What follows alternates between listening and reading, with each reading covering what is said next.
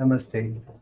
कई बार लोग न जाने कितने वर्षों तक साधना को अलग-अलग तरीके से करते रहते हैं, परंतु उन्हें अभीष्ट लक्ष्य प्राप्त नहीं हो पाते। तो आज हम उन्हीं पड़ावों के बारे में बात करेंगे, उन्हीं मील के पत्थरों के बारे में बात करेंगे, जिससे हम जान सकें कि हम क्या वाक़ई में आध्यात्मिक रूप से उन्नति के सफ़र पर हैं या हमारी आध्यात्मिक उन्नति ठहरी हुई है, रुकी हुई है। पूज्य दाजी हमें समझाते हैं कि आध्यात्मिक रूप से रूपांतरित होने का तात्पर्य है कि हमारी चेतना साधारण चेतना से दिव्य चेतना में रूपांतरित हो जानी चाहिए। और जब यह रूपांतरण होता है तभी हम कह सकते हैं कि हम सही ट्रैक पर चल रहे हैं। यानी ईश्वर साक्षात्कार हमें तभी हो सकता है जब हम उसके सदृश बन जाएं, यानी उसकी क्वालिटीज़ को हमें अडॉप्ट करना होगा। अगर उन क्वालिटीज़ को हम अडॉप्ट नहीं कर पाते तो निश्चित रूप से हमारा साक्षात्कार सिर्फ एक कल्पना है, सिर्फ एक बहलाव है। हम जो भी अभ्यास कर रहे हैं वह सिर्फ एक बहलाव मात्र है। ये बिल्कुल वैसे ही है जैसे तेल और पानी का मिलना, जो वस्तुतः कभी नहीं मिलते। आप उन्हें कितना भी मिलाने की कोशिश करें, लेकिन वे मिलते नहीं हैं। तो हमें क्या करना होगा? हमें या तो तेल की क्वालिटी बदलनी होगी, नहीं तो पानी की क्वालिटी बदलनी होगी। तो जब दोनों के गुण एक से हो जाएँगे, तब वे निश्चित रूप से मिल सकेंगे।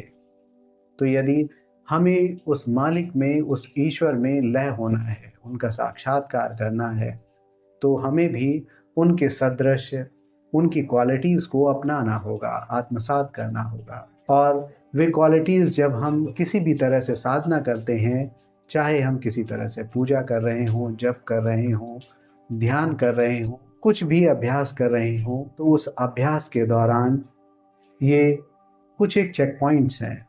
जैसे जब हम साधना शुरू करते हैं, तब हम लय की अवस्था में होते हैं और साधना शुरू करने के बाद में धीरे-धीरे ये मैपन गलने लगता है और हम मैं से हम की ओर आगे बढ़ जाते हैं। और फिर और आगे बढ़ते हुए हम अगले पड़ाव पर पहुँचते हैं और तब हमारा स्वार्थपना जाने लगता है। अब हम हर चीज़ को निस्वार्थी भाव से लेते हैं। निस्वार्थ भाव से हर क्रिया और हर कर्म को हम करना शुरू कर देते हैं। पहले जहाँ हम चीज़ों के प्रति अत्यधिक प्रतिक्रियाशील थे कि किसी ने कुछ कह दिया और हम तुरंत प्रतिक्रिया दे देते थे, वहीं अब हम प्रतिक्रिया न देकर अधिक संवेदनशील होते जाते हैं। पहले जहाँ हम हर समय आवेश से भरे होते थे, अब उसकी जगह सहानुभूति लेना शुरू कर देती है। पहले जहाँ हम छोटी-छोटी बातों पर ही क्रोधित हो जाया करते थे, तो अभ्यास के द्वारा अब हम अधिक प्रेम की ओर बढ़ते जाते हैं। यानी जहाँ पहले क्रोध की अधिकता थी, अब वह क्रोध न होकर हमें प्रेम में रूपांतरित करने लगता है। पहले जहाँ हम अहम से भरे हुए थे, अब वो अहम जाने लगता है और विनम्रता हमारे भीतर धीरे-धीरे सरकती जाती है और हम नम्रता से भीतर झुकते ही जाते हैं। पहले जहाँ हम बात-बात में चिंता से घिरे रहते थे, अब हम शांत चित्तता की ओर आगे बढ़ते हैं और फिर हम और आगे चलते हुए पहले जहाँ नएपन से भयभीत हो जाते थे, कुछ चीज़ों को अडॉप्ट करने से भयभीत हो जाते थे, अब हमारे भीतर साहस आना शुरू हो जाता है। पहले जहाँ हमारी थिंकिंग, जहाँ हमारी सोच संकुचित हुआ करती थी, अब उसमें फैलाव आना शुरू हो जाता है। यानी वसुधैव कुटुम्बकम का भाव हमारे भीतर अब घर करने लगता है। पहले बेचैनी हमें घेरे रहती थी, परंतु अब हम भीतर से एकदम शांत रहते हैं। पहले जहाँ चारों ओर हमें असंतुलन ही नजर आता था, अब हम भीतर और बाहर एक तरह की संतुलन की अवस्था को महसूस करते हैं और उसी संतुलन में हम बने रहते हैं। पहले हम पाते थे कि एक तरह का भारीपन हमारे भीतर है, लेकिन साधना करने के साथ ही साथ में वो भारीपन अब जाने लगता है। हमें एहसास होता है कि हम रुई की तरह एकदम हल्के हो गए हैं। पहले जहां हम स्थूलता के कारण कुछ भी महसूस नहीं कर पाते थे, अब हम सूक्ष्मता की ओर आगे बढ़ते हैं और चीज़ों को हम और गहराई से महसूस करना शुरू कर देते हैं। अब जटिलताएं गलने लगती हैं और भीतर से हम और अधिक सरल होते जाते हैं और अब अशुद्धता की कोई गुजर नहीं है। अब भीतर हर पल शुद्धता बहनी शुरू हो जाती है।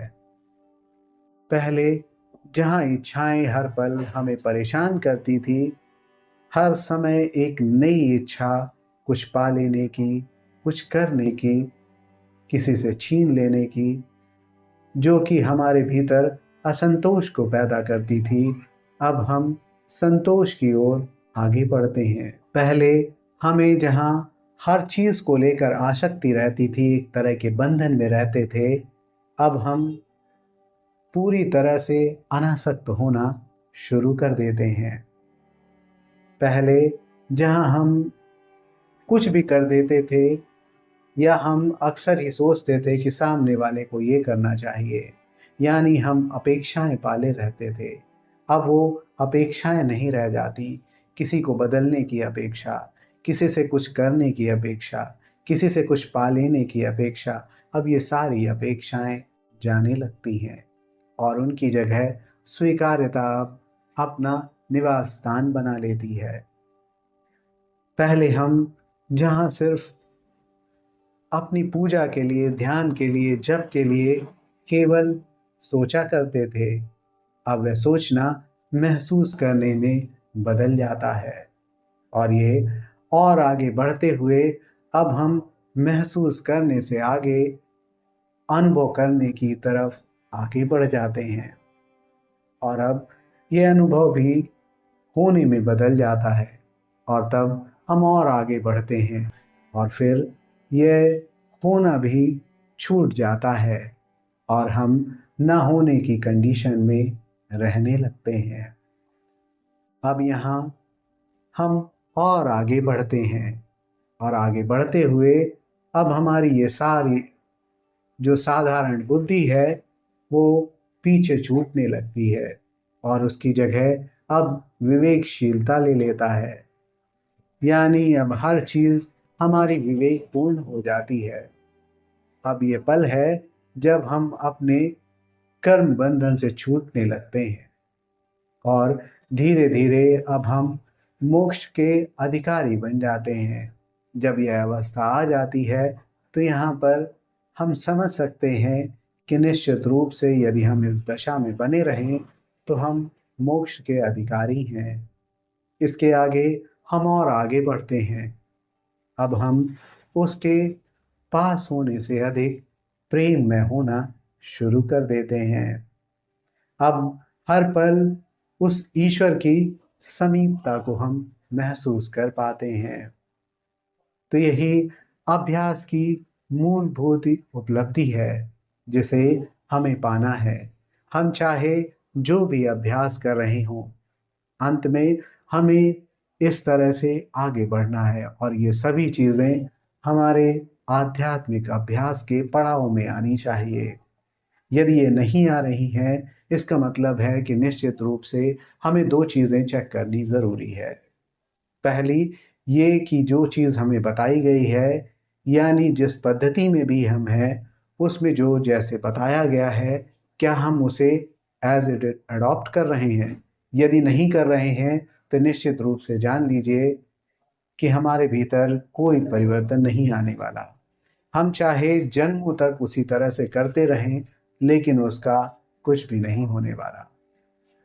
यदि उस पर्टिकुलर चीज़ में, उस पद्धति में जो जो अभ्यास हमें बताए गए हैं और उन्हें हम एज इट इज़ कर रहे हैं, और इसके बाद में भी यदि परिवर्तन नहीं आ रहे हैं तो निश्चित रूप से हमें ये जांचने की ज़रूरत है कि क्या हम गलत पद्धति तो नहीं पकड़े हुए हैं, क्या हम किसी ऐसे व्यक्ति का गलत साथ तो नहीं पकड़े हुए हैं जो इसकी वजह से हम आगे नहीं बढ़ पा रहे हैं।